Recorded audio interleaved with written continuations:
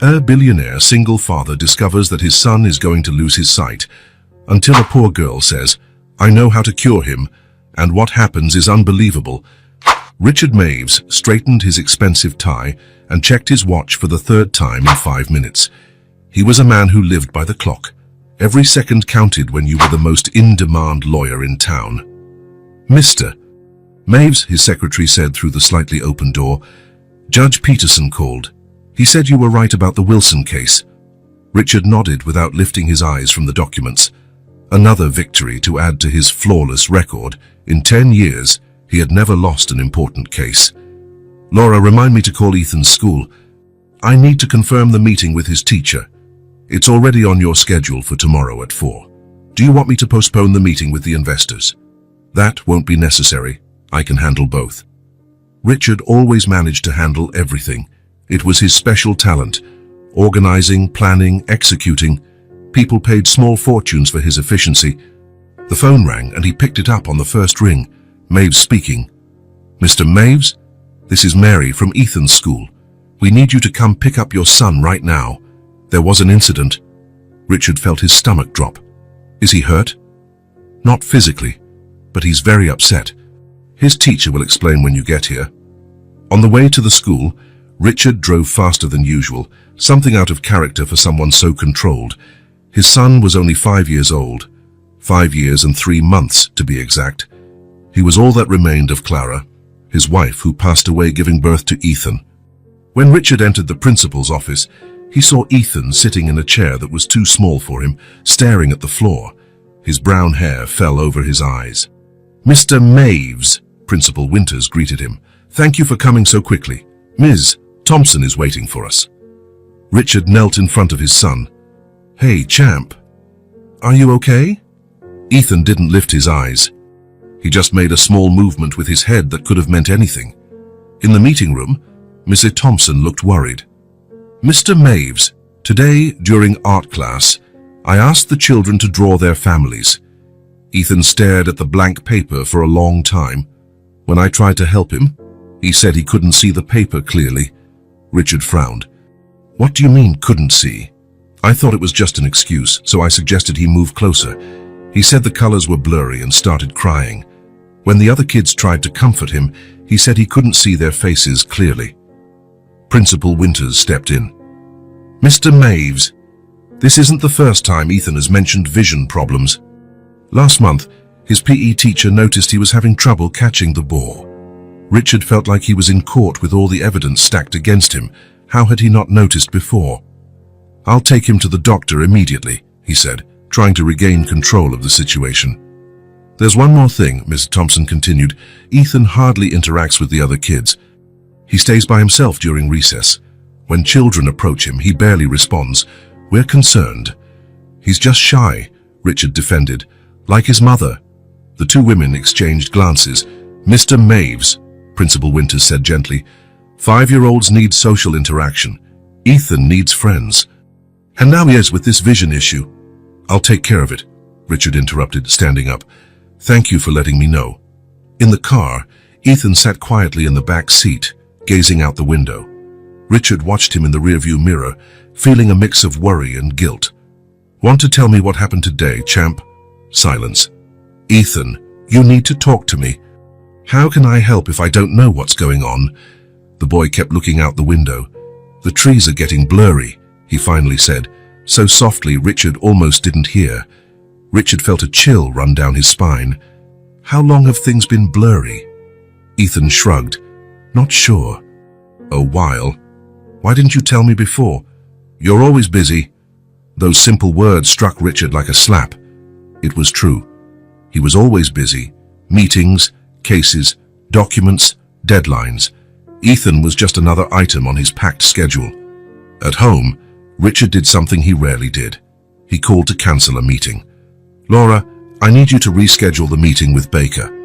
I'm taking Ethan to the doctor first thing tomorrow." "But Mr. Maves, Mr. Baker came all the way from Chicago specifically." "Just reschedule," he cut her off. "It's a family emergency." After hanging up, Richard turned around and saw Ethan standing in the kitchen doorway. clutching the worn teddy bear Clara had bought while she was still pregnant.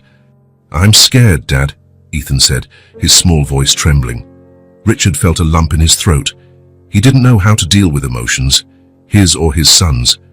Ever since Clara had died, he'd focused on being practical, efficient. Feelings were too complicated. "It'll be fine," he said, not entirely sure of himself. "We'll find out what's going on and fix it." That night, after putting Ethan to bed, Richard sat alone in the empty kitchen with an untouched glass of whiskey. The house was far too big for just 2 people. It had 5 bedrooms, a library, a game room no one used. He had bought it when Clara was pregnant, imagining the family they would have. Now the empty spaces only amplified the silence.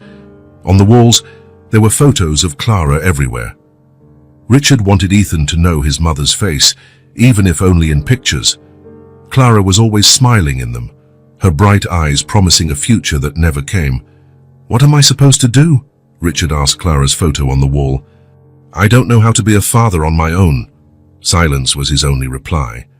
The next day, Dr. Phillips's office was very different from the fancy law offices Richard was used to, just colorful walls and toys scattered around the waiting room. After what felt like an eternity of tests, the doctor asked to speak to Richard privately. "Mr. Maves, the results are concerning.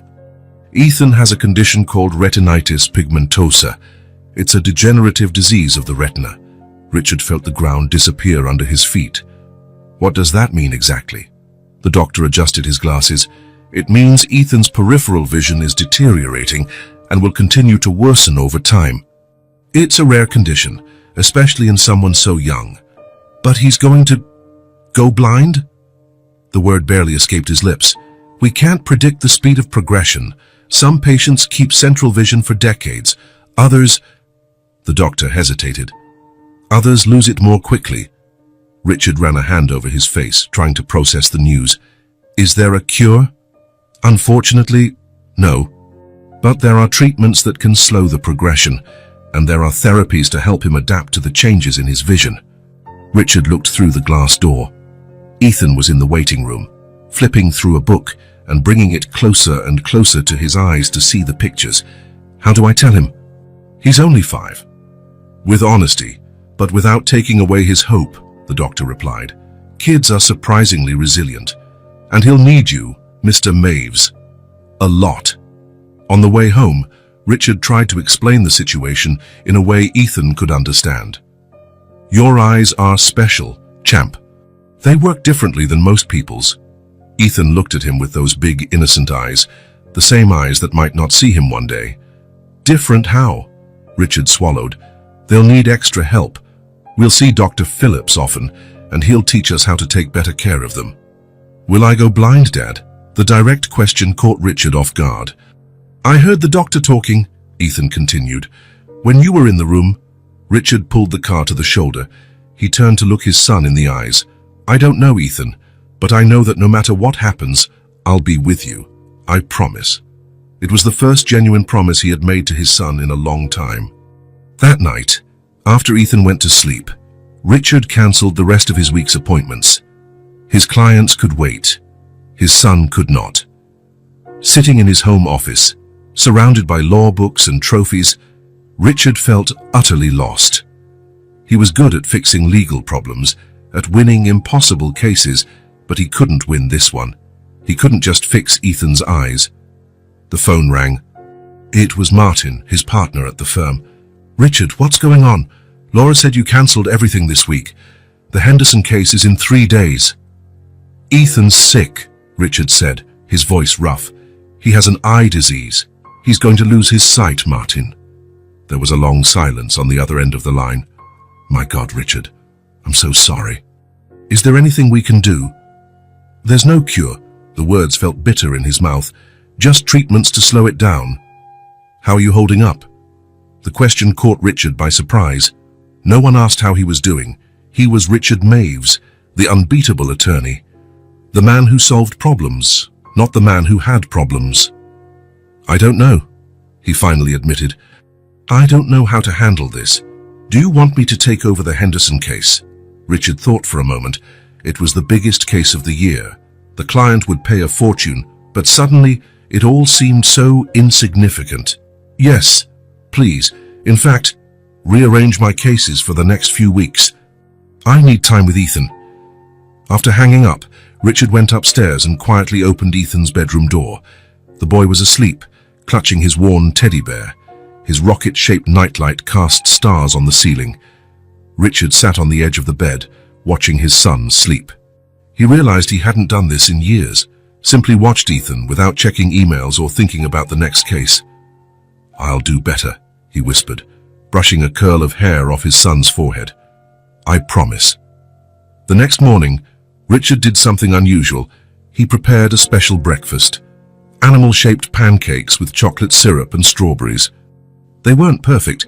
In fact, they looked more like blobs with chocolate eyes, but it was a start.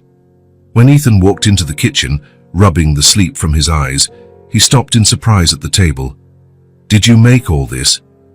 Richard gave a somewhat embarrassed smile. "I tried. I'm not as good as your mother would have been." Ethan approached the table, eyeing the misshapen pancakes curiously. "Is this one an elephant?" "It was supposed to be a rabbit," Richard admitted. To his surprise, Ethan laughed, a small, precious sound Richard rarely heard. "It looks funny," the boy said, sitting down at the table. While they ate, Richard noticed how Ethan tilted his head to see better, how his eyes struggled to focus. How had he missed these signs before? "Ethan," he finally said, "I've been thinking, what if we take a few days just for the two of us?" The boy looked up, surprised. "But what about your work?" "My work can wait." "You're more important." "Really?" Ethan's eyes widened in disbelief. "Really," Richard confirmed. "In fact, I was thinking we could go to the park tomorrow. You know, that big one with the lake and the ducks. What do you think?" A small smile appeared on Ethan's face. "Can we bring bread for the ducks?" "Of course we can," Richard replied. "And we can stay there as long as you like." After breakfast, Richard called Laura at the office. "I need you to cancel everything for the next few days. Martin is already taking over the Henderson case, but please reorganize the rest of my schedule." "Mr. Maves," Laura said, concerned, "there's the speech at the lawyers' conference, and Mr. Baker has already rescheduled twice." "Cancel everything," Richard repeated firmly.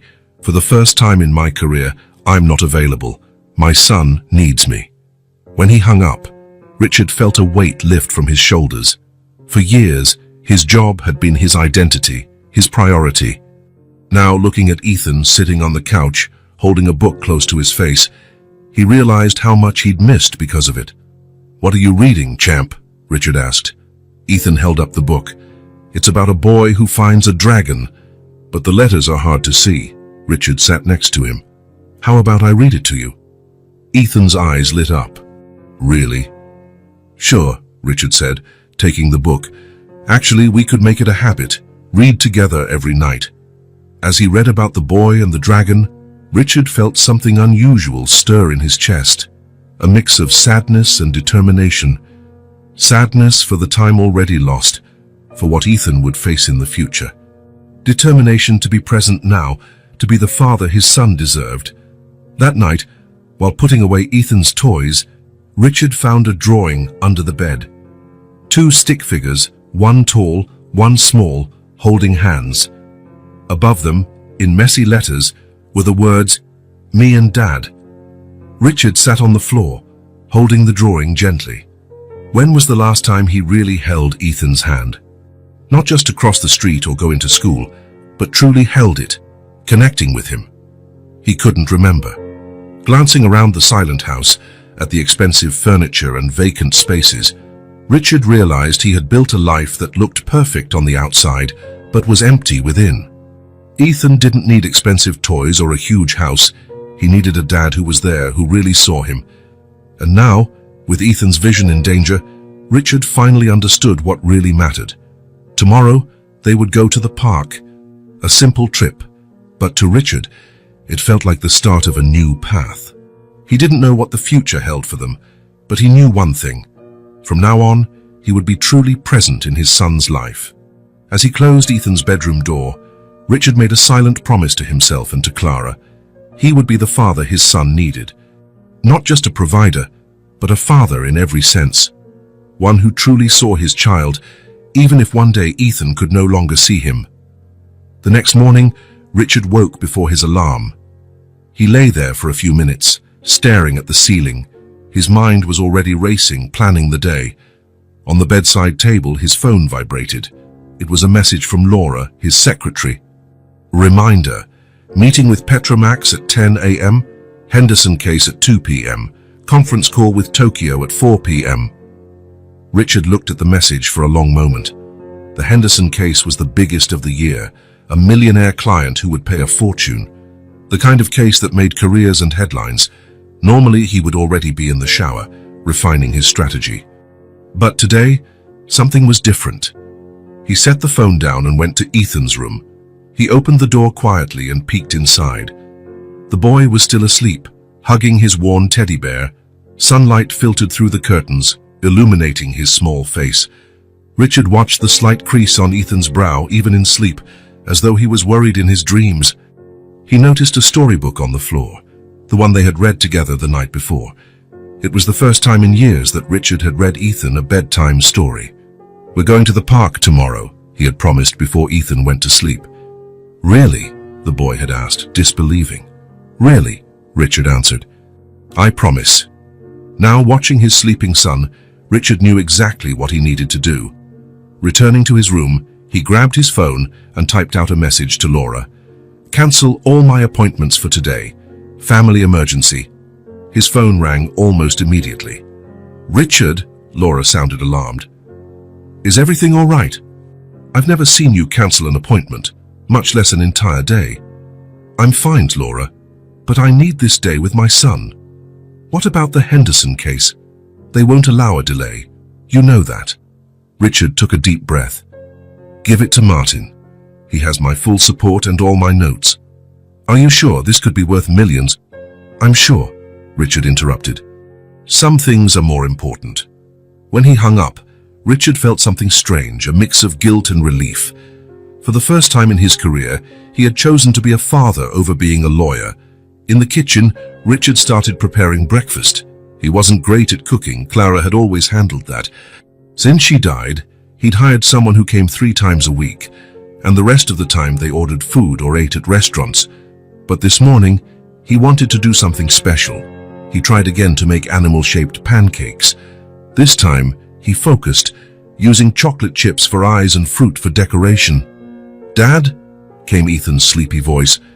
"What are you doing?" Richard turned, slightly embarrassed by the mess in the kitchen.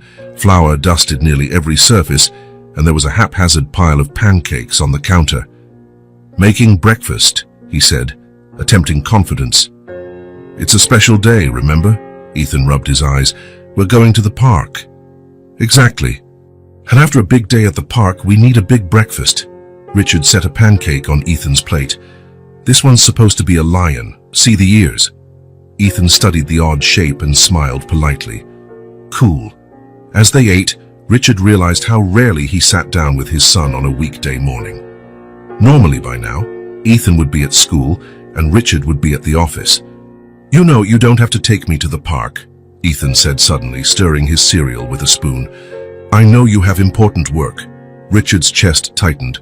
"Nothing's more important than you, champ. And I promised, right? Today is for the park, just us. All day if you want." Ethan looked up, surprised. "All day?" "All day," Richard confirmed. "We can even have a picnic. How about that?" A small smile spread across Ethan's face. He rarely smiled like that. Richard nearly grabbed his phone to take a picture. After breakfast, they got ready to leave.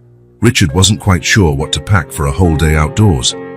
He stuffed a bag with snacks, water, sunscreen, and a few toys he found in Ethan's room. "Do we really need all that?" Ethan asked, eyeing the enormous bag. Richard shrugged. "Better safe than sorry. Isn't that what I always say?" "You usually say time is money," Ethan corrected him. Richard laughed, a bit sheepishly. "Yeah, I guess I do say that a lot, huh? But not today. Today, time is just time. For us to enjoy."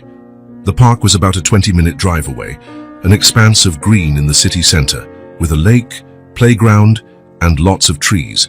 Richard drove past it every day on his way to work, but almost never stopped. He simply didn't have time. When they arrived, the park was quiet. It was a weekday morning, and most kids were at school. A few retirees were feeding ducks, and a couple of mothers sat with very young children. "Where do you want to go first?" Richard asked, holding Ethan's hand. Ethan looked around, squinting. Richard noticed how he strained his eyes to focus. "Can we go see the ducks?" They headed to the lake. The day was bright and sunny, the kind of day Richard usually watched through an office window. They settled on a bench by the water. Richard dug into the bag and pulled out some bread. "Want to feed the ducks?" Ethan took a piece, a shy smile on his face. "Really?" "Absolutely." Ethan tossed the bread into the water, and a group of ducks quickly paddled over, quacking and jockeying for position. "Look, Dad, they're fighting." Ethan laughed, a sound Richard rarely got to hear. "Throw another one," Richard suggested. They spent nearly an hour there, feeding ducks and chatting about small as everyday things. Richard couldn't remember the last time they'd had such an unhurried conversation. "Do you want to check out the playground now?" Richard asked after they ran out of bread. Ethan nodded but looked slightly nervous. "What's up, champ?" "What if the other kids don't like me?" Ethan asked in a tiny voice, almost too soft to hear. Richard knelt in front of him. "Why wouldn't they like you?" Ethan shrugged. "At school nobody plays with me. They say I'm weird because I'm quiet." Richard's heart sank. "You're not weird, Ethan. You're amazing. If any kid here is nice enough to really get to know you, they'll see how incredible you are." Ethan didn't look entirely convinced, but he followed his father toward the playground. Only two other kids were there, an older boy on a swing and a little girl making a sandcastle. "Want to try the slide?" Richard offered. Ethan eyed it, hesitating. "I can't see the top very well." It struck Richard that he hadn't considered how to handle Ethan's diminishing sight in everyday play. It was new territory for both of them. "How about the swings then?" "I can push you," Ethan agreed, and they walked over to the swings. Richard helped his son get on and started to push, slowly at first, then higher. "Higher, Dad!" Ethan called out, giggling. Richard pushed harder, smiling at the sound of his son's laughter, a precious sound he wanted to keep forever. After the swings, Ethan decided he wanted to try the slide. Richard stayed close, ready to help if Ethan got disoriented. To his surprise, Ethan climbed the steps slowly but determinedly. "I can see you, Dad," he called from the top. "I'm right here at the bottom, waiting," Richard called back. Ethan slid down, shrieking with delight, landing in his father's arms. Both of them laughed, and Richard gave Ethan a tight hug. "Again," Ethan said. They spent the entire morning on that playground. Richard realized he'd never seen his son so free and happy. Why hadn't he done this before? Why did he wait until Ethan was losing his sight to discover the joy of a simple day in the park? At noon, they spread a blanket on the grass for a picnic. Richard had packed sandwiches of fruit and juice. "Best day ever," Ethan said, biting into his sandwich. Richard smiled. "I agree. We should do this more often." "Can we?" "Of course we can. I'll reorganize my work. We'll have more days like this." After lunch, Ethan wanted to return to the playground. By now it was busier. Several kids were running around, laughing and shouting. Richard noticed Ethan withdrawing a bit as more people arrived. "Want to go somewhere else?" he asked. Ethan looked at the sandbox, where a small girl played alone. She had dark hair in braids and wore a brightly colored dress already smudged with sand. "Can I play there?" Ethan asked, pointing. "Of course," Richard replied. "Want me to go with you?" Ethan thought for a moment, then shook his head. "I'll go by myself." Richard took a seat on a nearby bench, watching as Ethan walked hesitantly toward the sandbox. He stopped at the edge, as though unsure what to do next. The girl looked up and saw Ethan standing there. Richard expected her to ignore him or, and worse, reject him. To his surprise, she smiled and motioned for him to come closer. Ethan stepped into the sandbox and sat down a little way from her. She tilted her head, watching him curiously. Then she stood, walked over to him and sat down right in front of him. Richard couldn't hear what they were saying, but he saw the girl talking while Ethan listened intently. Then, after a moment, she picked up a handful of sand and showed him something. He leaned closer to see. What happened next almost made Richard's heart stop. Ethan smiled. Not a small, polite smile, but a wide, genuine grin that lit up his entire face, one Richard hadn't seen in a very long time. The girl said something else, and Ethan laughed. It was a clear, light sound that rang across the playground. Richard felt tears welling in his eyes. There was something about that simple scene, his son laughing with a stranger in a sandbox, that affected him more deeply than he could have imagined. The girl began building something in the sand, and Ethan joined in. They worked together, talking in low voices. Richard watched, fascinated by how naturally the girl included his son. Eventually, the girl pointed to Ethan's eyes and said something. Ethan looked surprised, then nodded. She smiled, took his hand, and placed it on the sand, guiding him so he could feel what they'd built. Richard realized she'd noticed Ethan's vision difficulty, and instead of treating him differently, found a way to help him participate. A 5-year-old child had done naturally what many adults wouldn't know how to do. The afternoon flew by. Richard sat on the bench, captivated by the two kids playing. At one point, the girl looked over and waved at him. He waved back, smiling. As the sun began to set, Richard saw a woman approaching the sandbox, obviously the girl's mother, calling her to go home. The girl stood and spoke to Ethan. He seemed sad but waved. Before leaving, she leaned in and whispered something in Ethan's ear. To Richard's surprise, Ethan smiled again, that same big, genuine grin. "Time to go, champ," Richard said, walking over. Ethan stood, brushing sand off his clothes.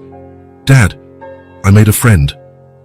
"I saw," Richard said, smiling. "I looked like you were having fun." "Her name's Lily," Ethan said enthusiastically, "and guess what she told me? She said, 'You look sad. I know how to cure you.'" "Really?" Richard raised an eyebrow. "And how's she going to cure you?" "I don't know yet," Ethan replied, eyes shining in a way Richard hadn't seen in months. "She said she'd tell me tomorrow." "Can we come back tomorrow, Dad, please?" Richard looked at his son, those pleading eyes, his face more alive than it had been in a long time. A new feeling welled up inside him, hope. "Sure, we can come back tomorrow," he said, taking Ethan's hand. "Absolutely." On the way back to the car, Ethan chattered non-stop about Lily and everything they had played. Richard listened in awe at the transformation in his son. One simple afternoon at the park, one decision to skip an important case, and everything had changed. In the car, Richard glanced at his phone. 15 missed calls and a dozen messages. The world hadn't ended because he took a day off. The Henderson case would go on without him. Clients would find other lawyers. But no one else could be Ethan's father. No one else could restore the light in his son's eyes, only he could. Richard put the phone away without responding to any messages. Tomorrow, they'd be back at the park, to find Lily, to see how she planned to cure Ethan's sadness, and to follow that small spark of hope that had ignited that day. The following days brought changes Richard never imagined, changes so simple yet so profound that he often found himself watching Ethan as if seeing him for the first time. It all started with a request the morning after they first met Lily. "Dad, can we go to the park today?" Ethan asked over breakfast. Richard eyed his son, surprised, not by the question but by the energy in the boy's voice. It was as if a small flame had been lit inside him. "Of course we can, champ. But what about school?" Ethan stirred his cereal, thinking, "We can go after school. Lily said she'll be there at 4. Richard smiled. "Deal. I'll pick you up from school and we'll go straight to the park." Ethan's excitement about seeing Lily again did something remarkable. He finished breakfast quickly, brushed his teeth without needing a reminder, and was ready for school 15 minutes early. "We're early today," Richard noted, surprised. "The sooner I start my day, the sooner I get to see Lily at the park," Ethan answered, with perfect logic. On the way to school, Ethan talked more than Richard had heard him speak in months about Lily, how she taught him to make sandcastles in a special way, how she could imitate animal sounds, how she promised to show him a secret place in the park. Sounds like you really like her, Richard commented. She's nice, Ethan said simply, and she doesn't look at me funny when I can't see things well. That simple statement hit Richard like an arrow. How many times must Ethan have felt different or odd because of his condition? How many kids had shunned him or treated him with impatience? And here was Lily, accepting him exactly as he was. After dropping Ethan off at school, Richard did something else unusual. He rearranged his schedule for the rest of the week, keeping his afternoons free. Martin had taken the Henderson case, but there were dozens of other cases demanding attention. "Laura, I need you to reschedule all my afternoon meetings for the morning," he told his secretary on the phone. "All of them. But Mr. Maves, your mornings are already packed. Then cancel whatever can't be moved. I have an important commitment with Ethan every afternoon this week." There was a pause on the other end of the line. "Mr. Maves, are you sure you're all right? You never cancel appointments, and now..." "I'm all right, Laura. Actually, I'm better than I've been in a long time." By 3:30, Richard was parked outside Ethan's school, waiting eagerly. When his son came out, his eyes searched the playground until they landed on his father. A small smile appeared. "Shall we?" Richard asked, holding out his hand. At the park, Lily was already in the sandbox, as she'd promised. She wore a faded yellow dress and had her braids tied with colorful ribbons. She waved excitedly when she saw Ethan. "You came," she said when Ethan approached. "I said I would," he replied, still a bit shy. Richard watched from a distance, sitting on the same bench as before. There was something magical in the way these two kids interacted. Lily talked animatedly with quick gestures of her small hands, and Ethan listened as if every word was priceless. Soon they were playing together, building something in the sand. Richard noticed how Lily always described what she was doing aloud, letting Ethan join in even when he couldn't see clearly. She'd guide his hand, showing him shapes and textures. "Look, Dad," Ethan called out after a while. "We made a magic castle." Richard walked over to see their creation, a mound of sand dotted with sticks and leaves. It didn't look much like a castle, but the pride on Ethan's face was unmistakable.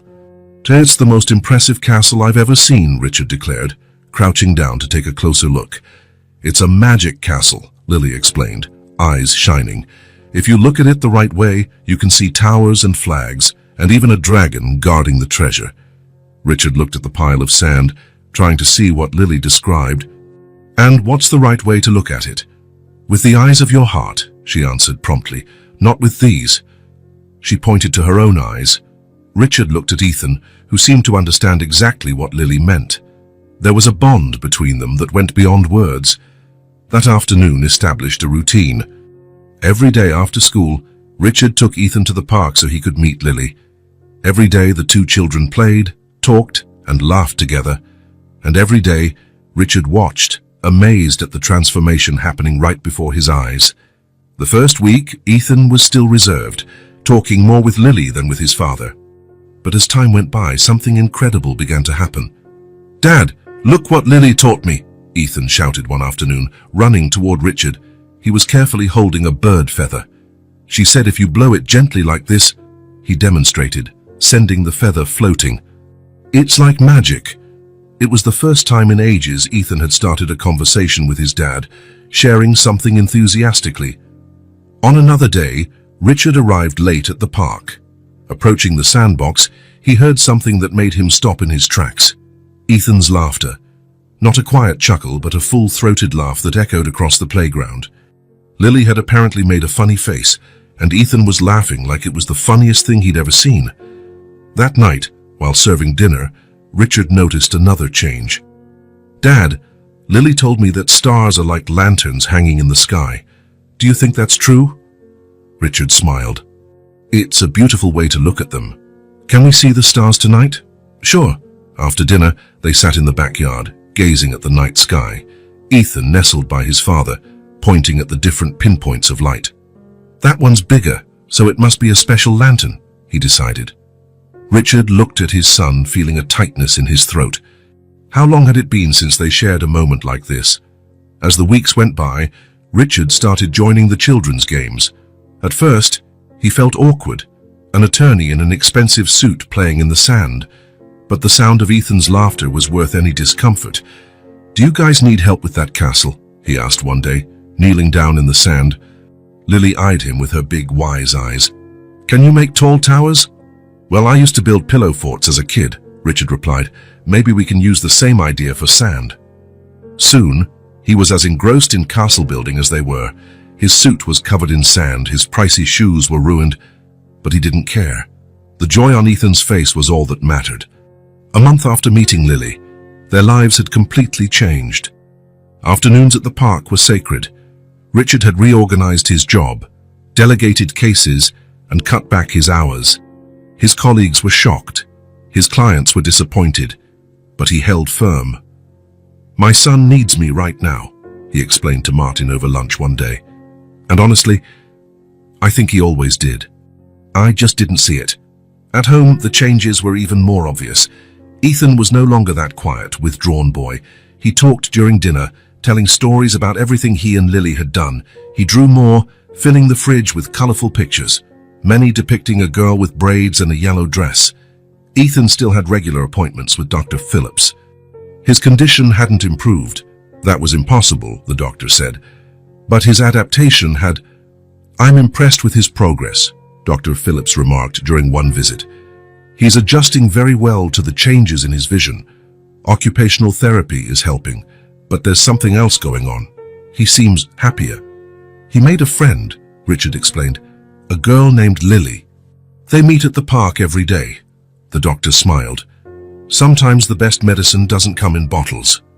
One particularly sunny afternoon, about 6 weeks after Lily had come into their lives, the kids decided to play hide and seek.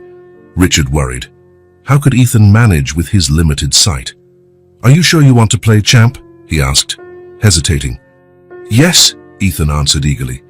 Lily taught me a special way. She makes a little bird sound so I can find her. Richard stood watching, fascinated, as the children played. Lily would hide and make soft chirping noises so Ethan could use his hearing to locate her. When it was Ethan's turn to hide, Lily pretended to have trouble finding him, even if he was only partially hidden. You're really good at this, she exclaimed when she finally found him. Ethan's smile lit up his whole face. After their game, they rested under a tree. Richard joined them, bringing juice and snacks. Thanks, mister. Maves, Lily said politely as she took a cup of juice. You can call me Richard, he replied with a smile. Richard, she repeated, as if testing the sound. My dad's name is Mark. Richard noticed Lily rarely talked about her family or home. He only knew that someone dropped her off each afternoon and picked her up later. Sometimes a young woman he presumed was her mom, sometimes a tall, thin man. While they snacked, Ethan gazed up at the leaves above them, where the sun peeked through. You know, Dad, he said suddenly, with Lily, it feels like I see better. Richard felt a chill. What do you mean, champ? Ethan thought for a moment. It's like, when I'm with her, it doesn't matter so much that I can't see everything. She shows me things differently, with her hands, with sounds, and sometimes, when she describes something, I can see it in my head better than with my eyes. Lily smiled and took Ethan's hand. That's because we're best friends. Best friends help each other see things nobody else can. Richard watched the two children beneath the tree, hands linked, the afternoon sun creating a golden glow around them. He felt a surge of warmth and gratitude in his chest. In that moment, he realized what was growing there. This friendship, this connection, this way of seeing the world was priceless. It couldn't be bought with all the money he earned or traded for all the major cases he might win. Ethan's smile, the light in his eyes, the way he spoke and moved with confidence, these were worth more than anything Richard had ever owned. Watching them run off to play again, Richard reflected on how his life had changed in just a few weeks. The old him would have considered these afternoons at the park a waste of productive time. Now, he couldn't imagine a better way to spend his hours. Dad, come play with us, Ethan called, waving. Richard stood, brushing dirt from his pants. I'm coming. When he joined the children's latest game, Richard realized he wasn't the only one learning to see the world differently. He was too. Somewhere in the midst of those park afternoons, among the sandcastles and the hide-and-seek, the laughter and the made-up stories, Richard rediscovered something he'd lost long ago, the ability to see with his heart. And thanks to a little girl in braids and a yellow dress, both father and son were learning to live again. Really live, not just exist. That night, after tucking Ethan in, Richard found a new drawing on his son's desk. 3 stick figures this time, a tall man, a small boy, and a girl with braids. They were all holding hands under a bright yellow sun. Across the top, in Ethan's childish scrawl, were the words, "My family." Richard sat on the edge of the bed, looking at his sleeping son.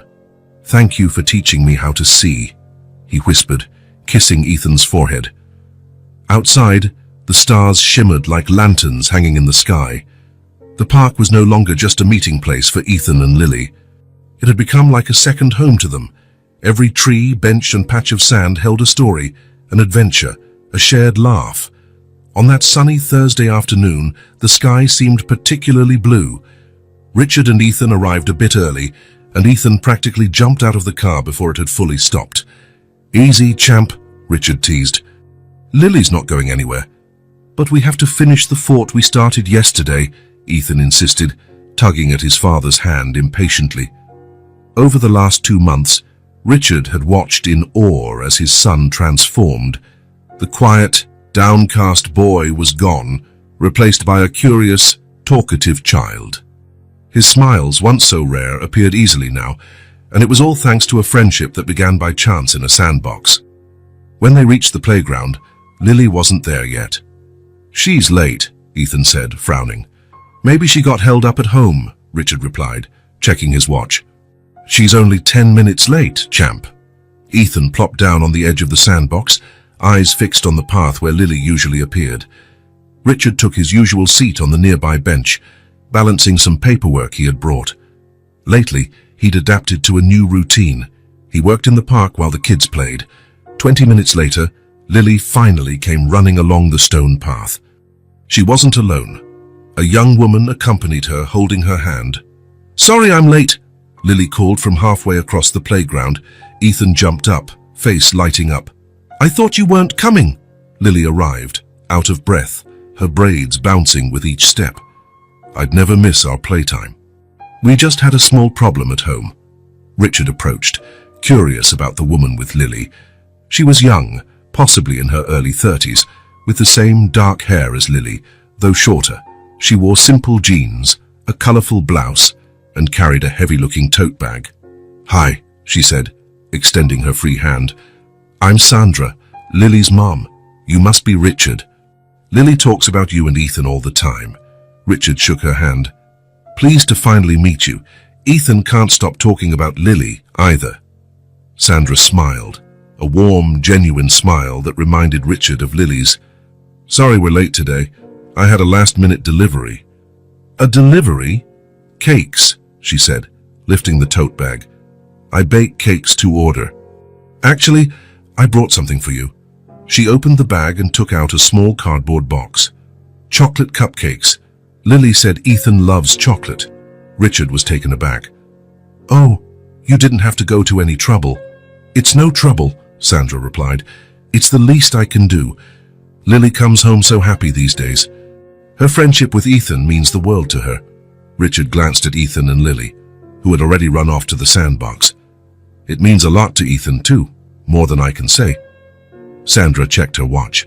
"I have another delivery, so would you mind keeping Lily for a bit longer? My husband will pick her up at 6. "No problem," Richard said. "We'll be here until then." After Sandra left, Richard sat back on the bench, sampling one of the cupcakes. It was delicious, dense, moist, with just the right amount of sweetness. As he worked through some documents, he couldn't help overhearing Ethan and Lily's animated conversation. "My mom baked 10 cakes last night," Lily was saying, shaping small piles of sand. "She stayed up so late. When I woke up, she was still decorating the last one." "Does your mom make cakes every day?" Ethan asked, clearly fascinated. "Almost. Sometimes they're big birthday cakes. Sometimes they're small, like these cupcakes. She's the best cake maker in the whole world." "What about your dad? What does he do?"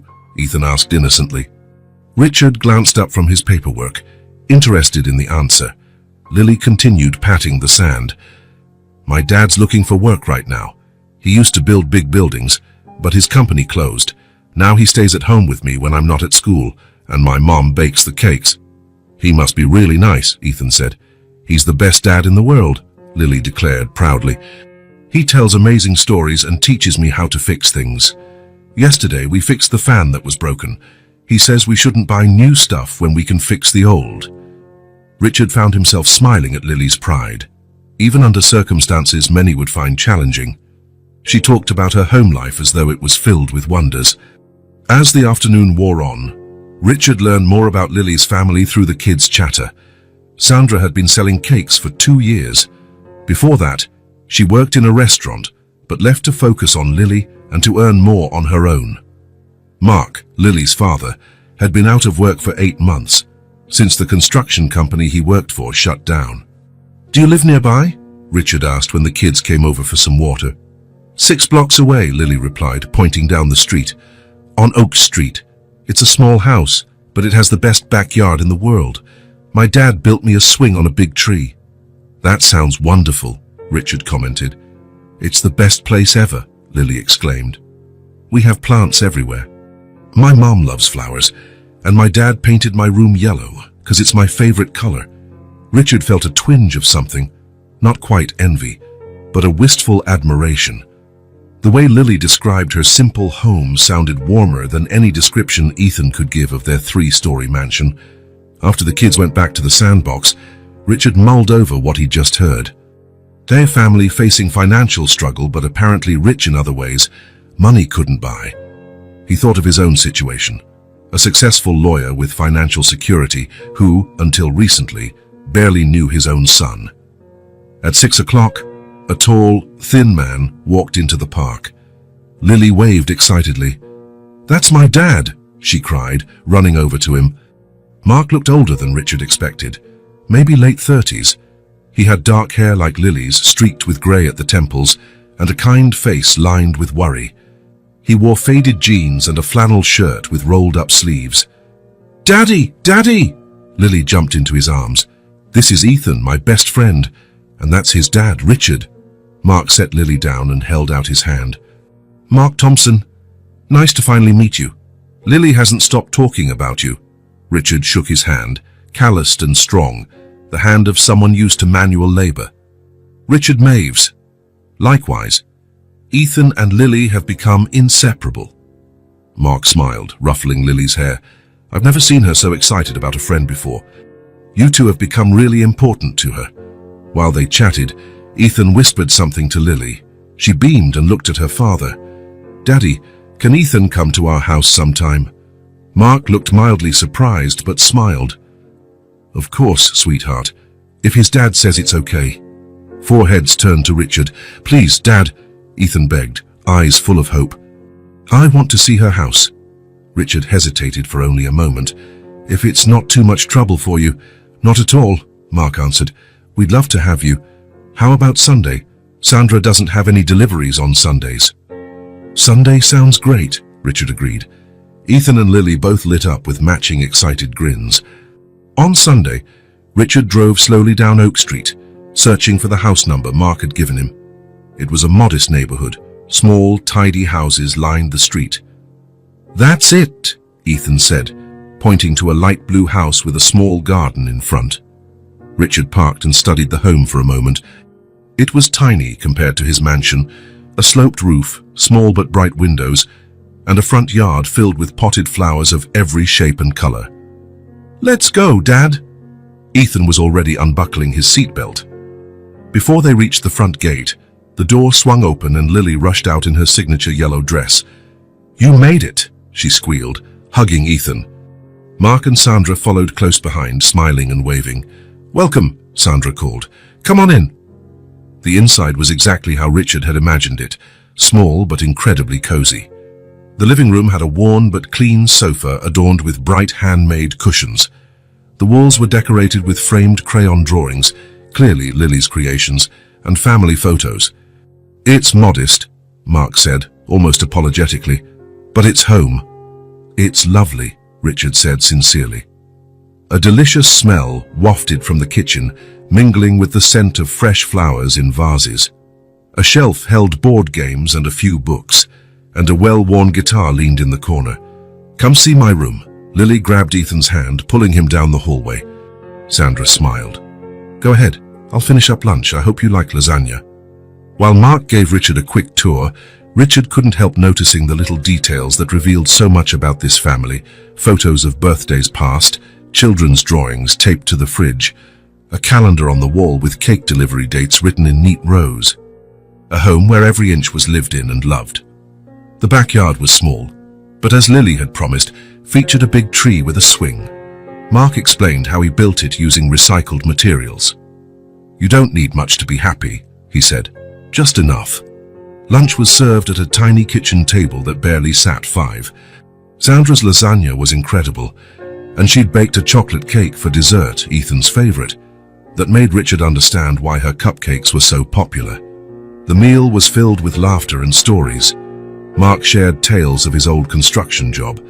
Sandra talked about how she started baking, and Lily frequently interjected with her own colorful commentary. Richard noticed how relaxed Ethan seemed, talking and laughing more than he ever did at home.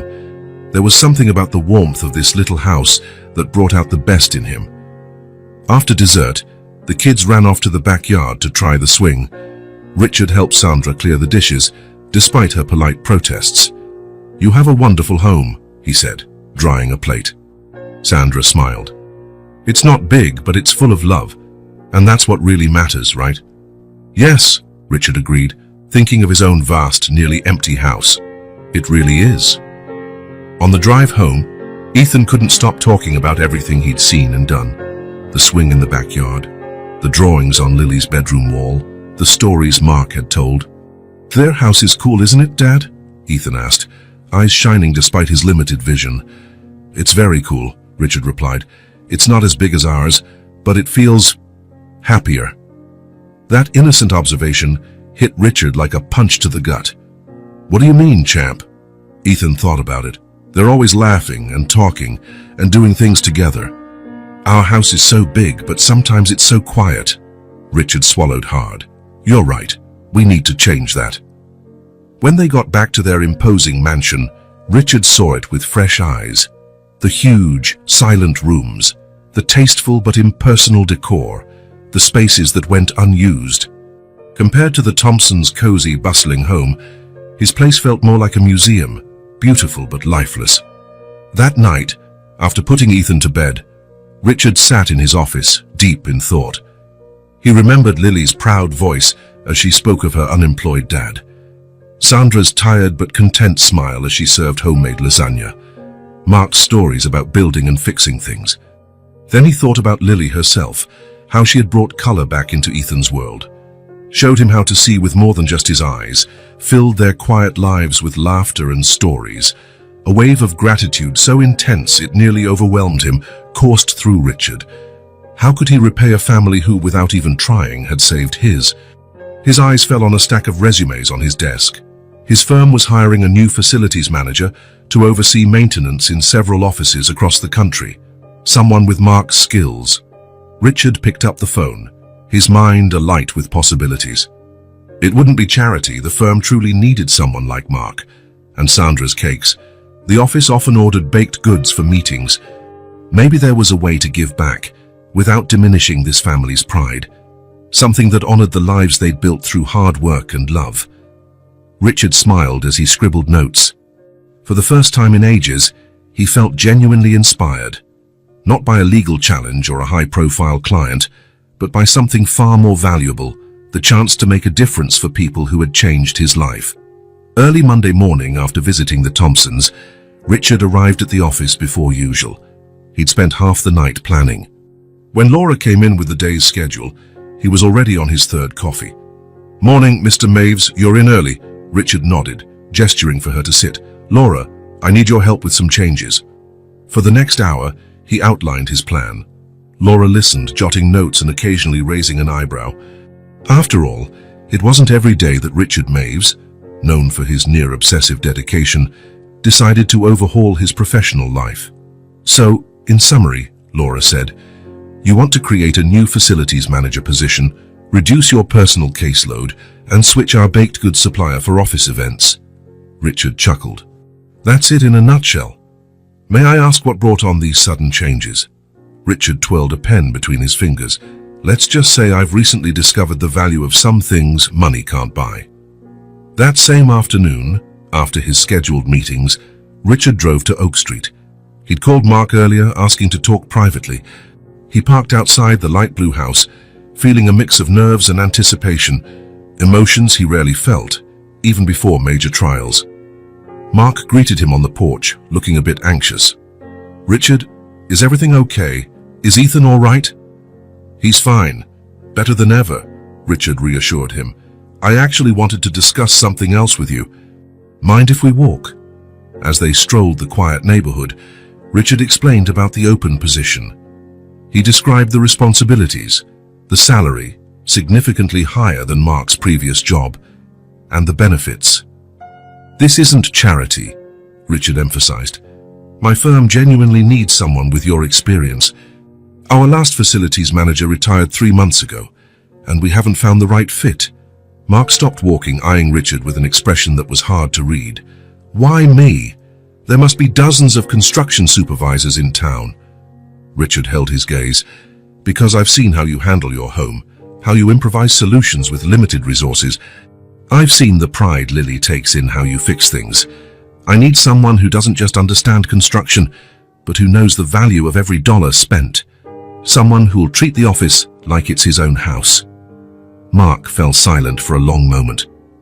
"I don't want this to be about the kids," he finally said. "I don't want a job out of pity." "It's not pity," Richard said firmly. "It's an opportunity. I have 5 offices across 3 states that need regular oversight.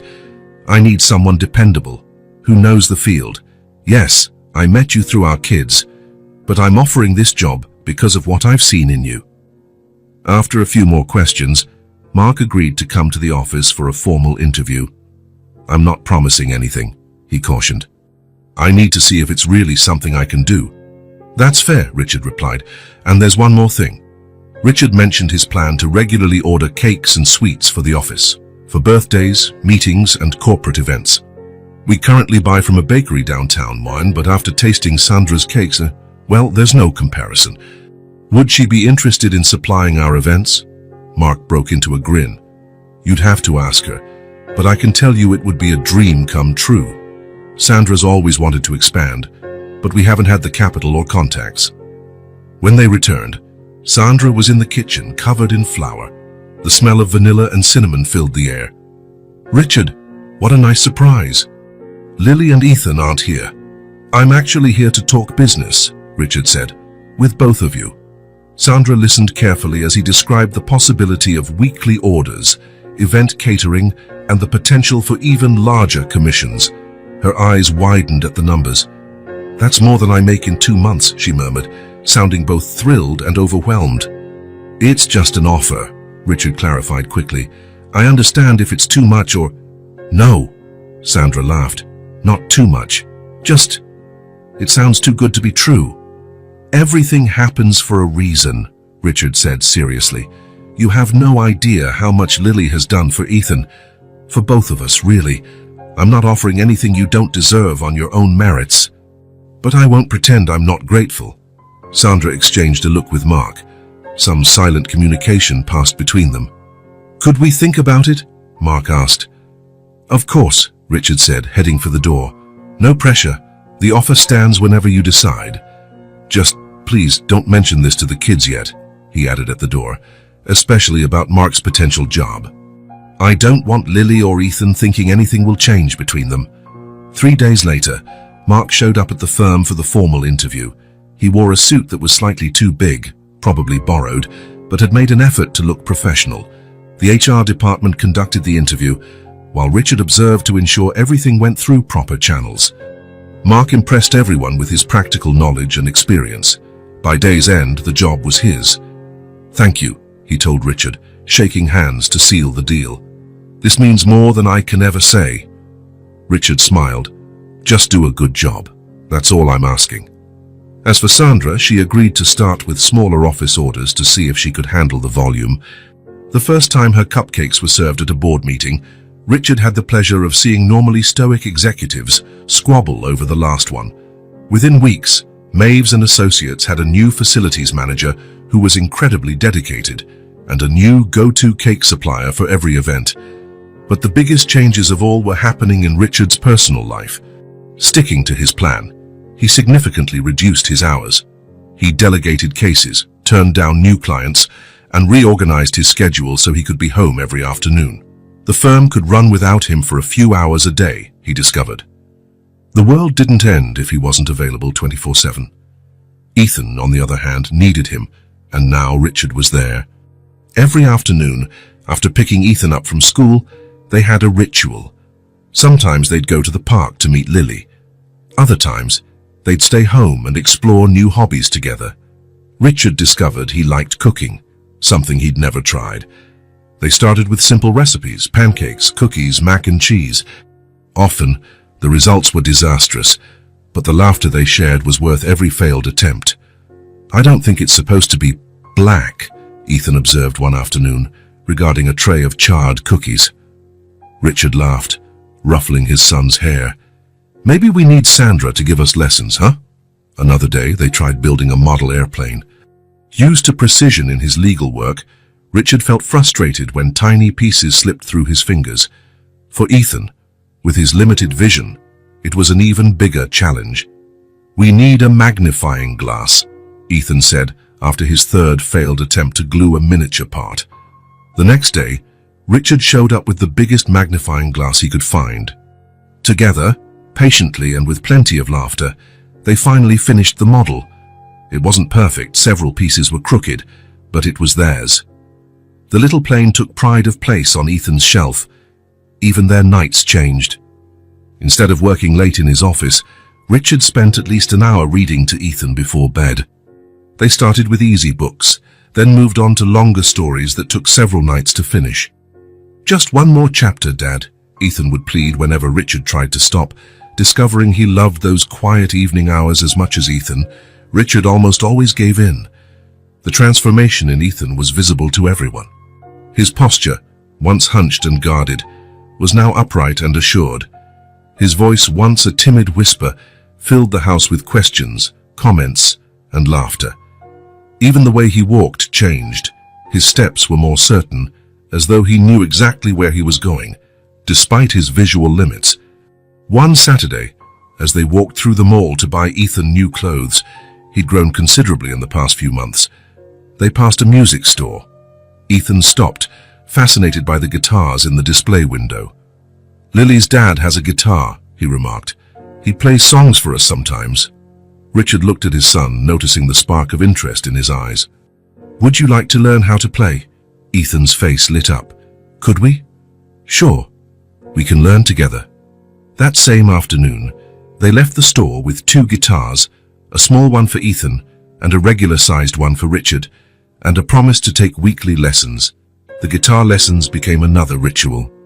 Richard, never one for hobbies, found himself practicing in his spare moments, determined to master at least a few basic chords before the next lesson. Lily, of course, remained a constant presence in their lives. She visited Richard's home frequently, bringing her contagious energy into rooms that had once been silent. With her there, the vast hallways seemed alive with echoes of laughter and running feet.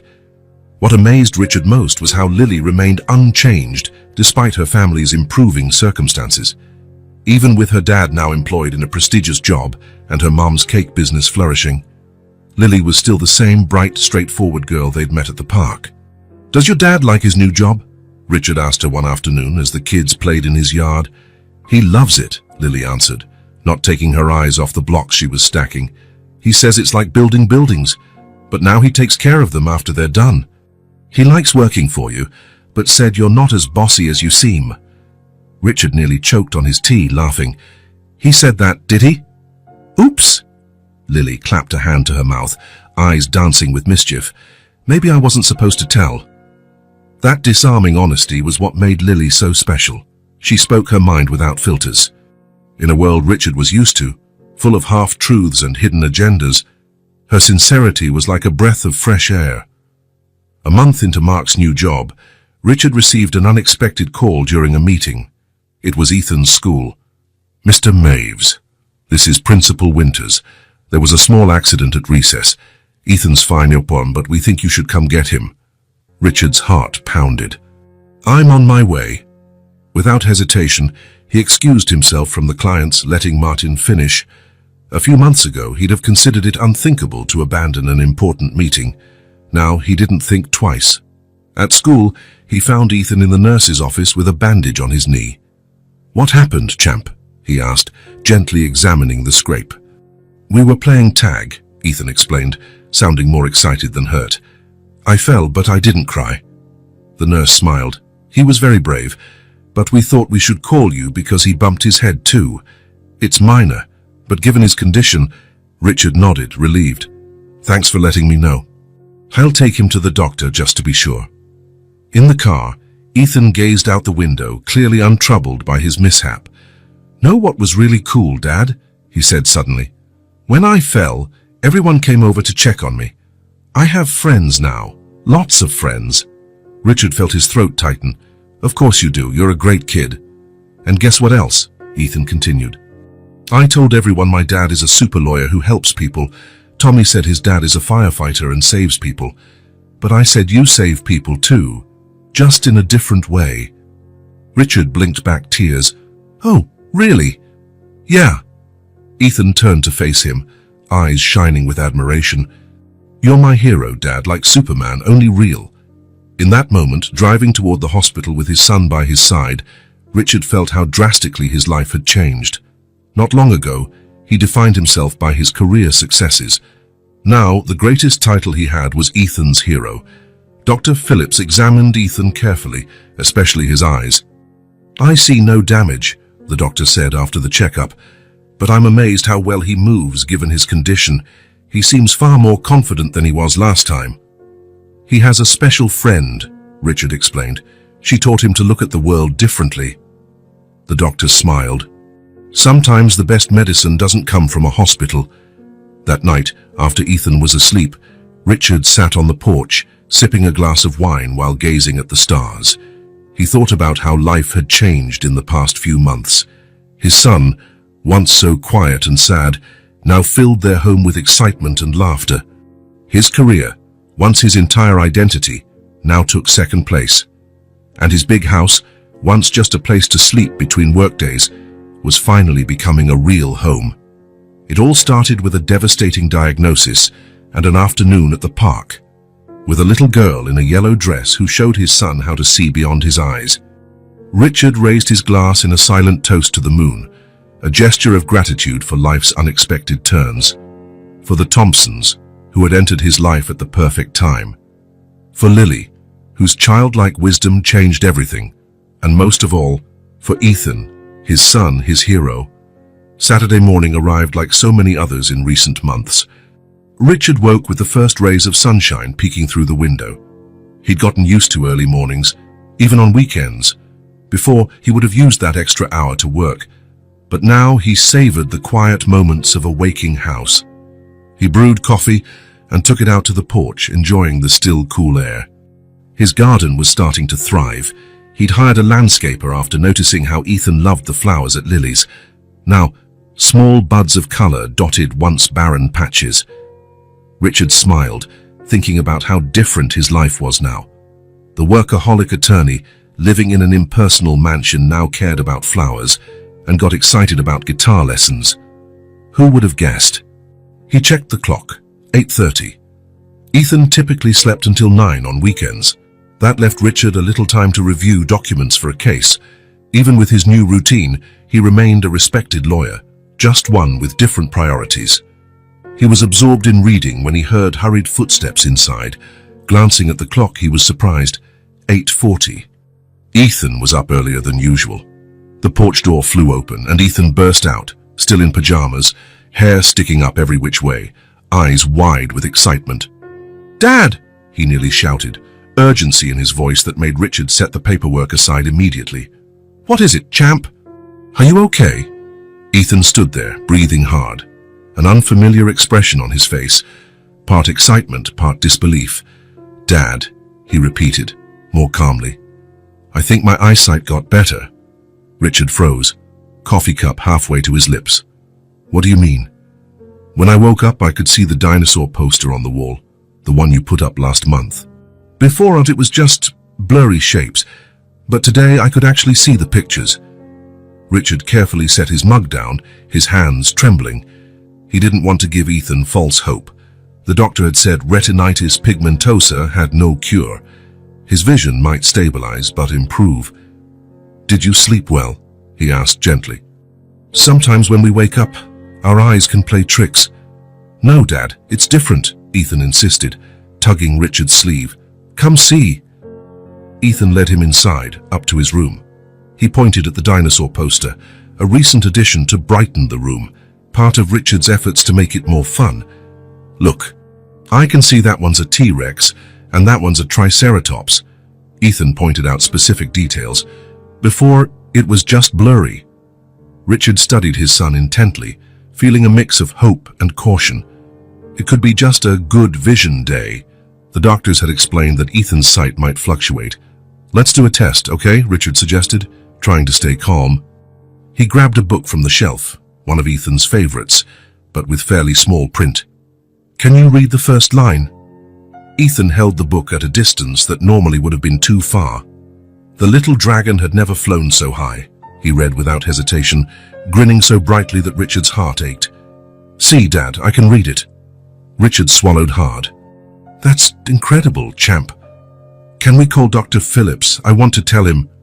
"It's Saturday, son, but we can call his office Monday and—" "Please, Dad." Ethan's eyes sparkled with excitement. "This is important." Richard hesitated only briefly. He still feared it was a temporary improvement, but if there was any chance this was real— "You know what? I'll call his emergency line. We'll see if he can see us today." To Richard's surprise, Dr. Phillips agreed to see them that morning. "It's probably just a fluctuation," the doctor cautioned over the phone, "but let's check it out." Over breakfast, Ethan was too excited to eat. He kept asking, what if Lily was right? Richard looked puzzled. "Right about what?" "She said she'd cure me, remember? That first day at the park." Richard felt a lump in his throat. He remembered it perfectly, the little girl in a yellow dress telling Ethan, "You look sad. I know how to cure you." "Lily's special," Richard answered carefully. "But eye diseases need doctors, champ." Ethan shrugged, a little smile on his lips. "Maybe. But Lily said sometimes you have to learn to see with different eyes, so your real eyes can get better." Richard was touched by the innocent wisdom of that statement. In a way, that was exactly what had happened. Ethan had learned to see the world differently, through stories, sounds, textures, through a friend at Dr. Phillips' office. Richard watched anxiously as the doctor ran a series of tests. Ethan sat patiently in the exam chair, answering questions eagerly. Dr. Phillips maintained a neutral, professional expression. After almost an hour, he asked Richard to step into his office while Ethan waited in the reception area, flipping through a magazine, something he hadn't been able to do a few weeks ago. Inside the cramped office, Dr. Phillips studied the test results. "Well," Richard asked, unable to mask his anxiety, "is it just a normal fluctuation?" The doctor removed his glasses, rubbing the bridge of his nose, a gesture Richard had come to recognize as a sign of deep thought. "Mr. Maves, in medicine, we learn to be cautious with any pronouncements, especially in cases like Ethan's." "I understand," Richard said, bracing for disappointment. "But," the doctor continued, "today's tests show something surprising. His condition has stabilized." Richard blinked. "Stabilized? Meaning?" "Meaning it's not getting worse, not at the rate we initially observed." Dr. Phillips shuffled some papers.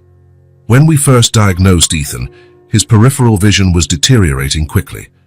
Now it seems to have stopped. Is that even possible?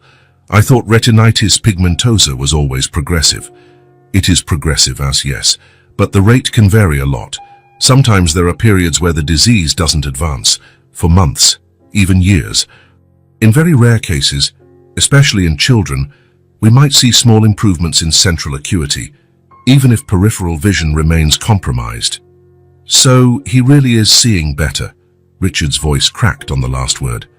"According to these tests, yes. There's a slight increase in his central vision.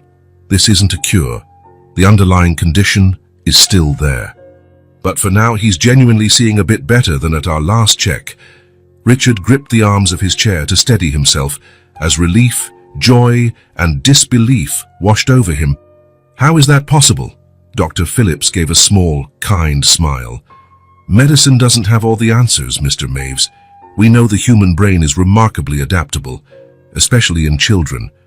Sometimes, if part of the vision is compromised, the brain adjusts, maximizing what's left. He hesitated, observing Richard. If you'll allow me a non-scientific observation, Ethan seems different. The first time I saw him, he was so quiet, withdrawn, almost apathetic. Today he was brimming with stories about playing guitar, about Lily, about picnics in the park. Richard nodded, at a loss for words. Emotional well-being has a profound impact on how we cope with any medical condition, the doctor went on. I'm not saying happiness cures organic diseases, but it can definitely help the body use its resources better. What does this mean for his future? Richard asked, finally finding his voice.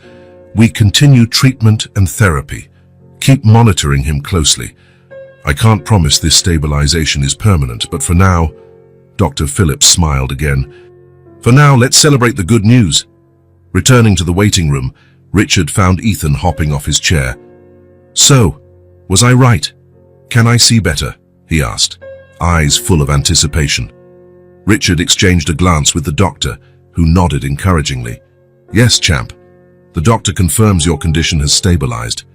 You really are seeing a bit better.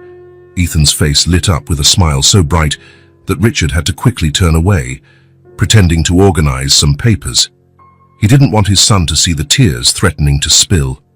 Outwardly, he maintained composure, a small smile, a steady hand on Ethan's shoulder. But inside, Richard was sobbing with relief, gratitude, and a hope he hadn't dared name before now. During the drive home, Ethan pointed excitedly at everything he could see more clearly: road signs, billboards, birds in the sky. Can I tell Lily? He blurted, practically bouncing in his seat. She has to know. Of course. Want me to call her parents now? No! Ethan looked horrified. I want to tell her in person. Can we have a picnic tomorrow at the park, like we used to, with Lily? Richard chuckled. Sure, champ. I can play guitar for her. I learned that new song, remember? I remember. I'm sure she'll love it. As soon as they got home, Richard called Mark while Ethan went off to practice his guitar. They planned a picnic for the next day. Is something up? Mark asked, noting the excitement in Richard's voice. Good news, Richard answered, still in disbelief. Ethan will tell you tomorrow. That night, Richard could hardly sleep. Every time he closed his eyes, he heard Dr. Phillips saying, "It's stabilized." Simple words that meant the world. He knew it wasn't a cure. Retinitis pigmentosa was still there, still threatened Ethan's vision. But for the first time since the diagnosis, there was real hope, a small miracle, and Richard knew exactly whom to thank for that miracle. Sunday dawned bright and warm, the perfect day for a picnic. Ethan was up early, carefully packing his guitar and helping prepare sandwiches. Richard watched, touched by how confidently Ethan moved around the kitchen, such a contrast from a few months ago. Think they'll be late? Ethan asked for the third time, peering out the window. We said noon and it's only 11. Richard laughed at his son's impatience. When they arrived at the park, the Thompsons were already there, spreading a checkered cloth under the same tree where the kids used to play. Lily ran to greet Ethan as soon as she saw him. I have a surprise for you, she announced, holding a small box decorated with colorful stickers. I have a surprise too, Ethan replied, nearly bursting with excitement. Richard and Mark shared amused looks as they set out the food. Sandra had brought a chocolate cake, Ethan's favorite, plus sandwiches and fresh fruit. The picnic was simple but perfect. After they ate, Ethan couldn't hold back any longer. He asked for everyone's attention and told them about the doctor's findings, demonstrating how he could read things from a distance that used to be impossible. I knew it, Lily cheered, clapping her hands. I told you I'd cure you. The adults laughed, but something in Lily's absolute confidence made Richard's heart flutter.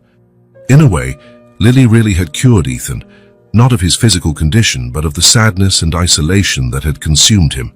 While the kids ran off to play, the adults remained under the tree, chatting. Over the last few months, Richard had gotten closer to Mark and Sandra than he ever thought possible. They were so different backgrounds, educations, lifestyles, but bound by something stronger, love for their children. "Ethan is like a different boy," Sandra remarked, watching him chase after Lily. The first time Lily met him, he hardly said a word. Now look at him. It was true.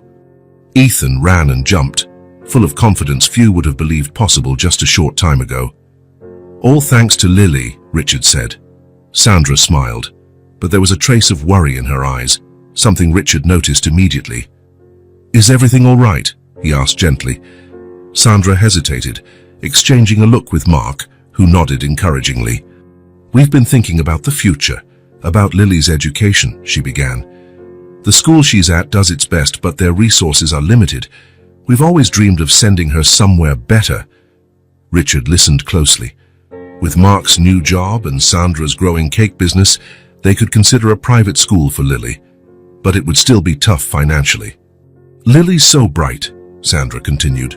"She loves science, she's always doing little experiments at home. And the way she understands people, how she understood Ethan from day one, she deserves every opportunity." Richard thought of the little girl who had changed his family's life, who taught Ethan to see with more than his eyes, who chased away his loneliness with a single smile. "We'll make it happen," he said, a surge of determination filling him. "She's too special." Mark frowned. "What do you mean?" "The St. Luke Academy," Richard replied. "That's where Ethan goes. They have an incredible science program, dedicated teachers. Lily would fit right in." "Richard," Sandra interjected gently, "we appreciate it, but St. Luke is way out of our budget. Even with our new income, the tuition—" "I'm not offering to pay," Richard clarified quickly, guessing their worry. "I'm on the school board. I can help her apply for a scholarship. They have a program for exceptional students, and Lily definitely qualifies." Mark and Sandra stared at him in surprise. "That would be amazing," Sandra admitted, "but we don't want to take advantage of our friendship." "It's not taking advantage," Richard insisted. "It's recognizing talent. Lily would earn it on her own merits. And honestly," he glanced at the kids, now hunched over something near the lake, "it would also be good for Ethan to have Lily around." Their conversation paused when Ethan hollered for them to come see a family of ducklings near the water. The group got up to watch the small ducks swim in line behind their mother. Richard marveled at Ethan's enthusiasm as he pointed them out to Lily, explaining how they followed the mother in a single file. He thought about how life could change in an instant. A few months ago, he'd heard the worst possible news, a diagnosis that meant his son might lose his sight forever. Now they were celebrating not just an unexpected stabilization, but also a deeper transformation. Ethan had found his voice, his confidence, his joy. And it all began with a young girl in a yellow dress who approached a sad little boy in a sandbox and said, "I know how to cure you." Maybe the biggest cure wasn't for Ethan's eyes, Richard thought, but for his heart, and, in a way, for Richard's as well. The first day of school after summer break felt special that year. Richard parked a short distance from the main gate, watching families saying goodbye to children clad in crisp uniforms, colorful backpacks in tow, faces lit with excitement or nerves. He straightened his tie. He had an important hearing later, but nothing would make him miss this moment. In the back seat, Ethan fussed with his new uniform, glancing repeatedly out the window. "Do you think Lily's here already?" he asked for the third time in 5 minutes. "They're probably on their way," Richard said, checking the time. Mark said they'd leave home at 7:30. As if on cue, a familiar car pulled up a few spots away. Mark got out from the driver's side while Sandra opened the back door. Then Lily stepped out, wearing the same uniform as Ethan, her braids decorated with blue ribbons that matched the school emblem. "There she is," Ethan exclaimed, already undoing his seatbelt. When the two families met on the sidewalk, the children immediately stuck to each other like magnets. "Do you like your uniform?" Lily asked, twirling to show hers off. "It's comfy," Ethan answered. "And look, our badges match." "We're in the same class," Lily said with great authority. "We'll study together every day now." Sandra adjusted Lily's backpack. "Remember what we talked about, if you need anything." "I know, Mom," Lily said patiently. "Talk to the teacher." The adults exchanged smiles.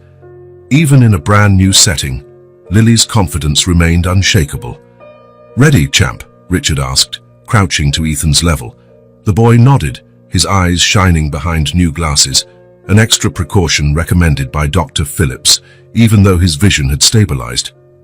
"I'm ready," Ethan said, and as if sensing the emotion on his father's face, he added, "Don't worry, Dad. Lily will be with me." Richard swallowed hard and smiled. "I know you'll both do great." The bell rang, signaling that all students should head in. For a brief second, Richard saw hesitation flicker over Ethan's features, a shadow of his old timidity. Then Lily held out her hand. "Shall we go together?" she asked. Ethan returned her smile and took her hand. Together. The four adults watched as Ethan and Lily walked to the gate, hands clasped, bright smiles, steps in perfect unison. There was no fear, no uncertainty in their posture, only excitement and confidence. "Feels like just yesterday that I saw them playing in the sandbox for the first time," Sandra said, voice thick with emotion. Richard nodded, words failing him. He watched his son, so self-assured now, heading toward a new chapter of life. The quiet, forlorn boy had been replaced by a vibrant, fearless child. At the school entrance, the kids turned back to wave. Richard raised his hand, overwhelmed by a tidal wave of feelings he could barely process. In that moment, he realized he'd accomplished something far beyond any legal battle he'd ever won, beyond any court victory or high-paying client. He had helped his son find his way. He had learned to be a father, not in name only, but in heart and soul. Mark placed a hand on Richard's shoulder. "They're going to be fine." "I know," Richard replied, regaining his voice at last. "They have each other." That night, after hearing all about their first day, new friends, new adventures, Richard tucked Ethan in as usual. But something in the air felt different, as though a chapter had closed. "Did you like your first day?" Richard asked, perched on the edge of the bed. "It was the best day," Ethan said, fighting a yawn. "Lily showed me around because of the visit we did before. And Dad, there's a huge library, bigger than any I've seen." Richard grinned. "That sounds amazing." "It is." Ethan yawned again, then suddenly sat up and threw his arms around Richard. "I love you, Dad." Those simple words rocked Richard to his core. He pulled Ethan close, feeling his small heart beating against his own. Tears sprang to his eyes as he savored that precious moment. "I love you more than anything, son," he whispered, voice quavering with emotion. "More than everything." Ethan smiled sleepily, curled up, and was soon dozing off with his worn teddy bear in his arms. Richard stayed, watching his son's peaceful face, thinking about the journey they'd taken. He'd started as a single father, physically present but distant in every other way, a man who provided everything but the one thing Ethan truly needed. Now, listening to Ethan's quiet breaths and the soft rustle of sheets, Richard knew something fundamental had changed. He was no longer just a single father, he was a whole father. If this story touched your heart, subscribe to the channel and turn on notifications so you don't miss the next ones. Leave a like, because it helps this story get recommended to more people. See you in the next story.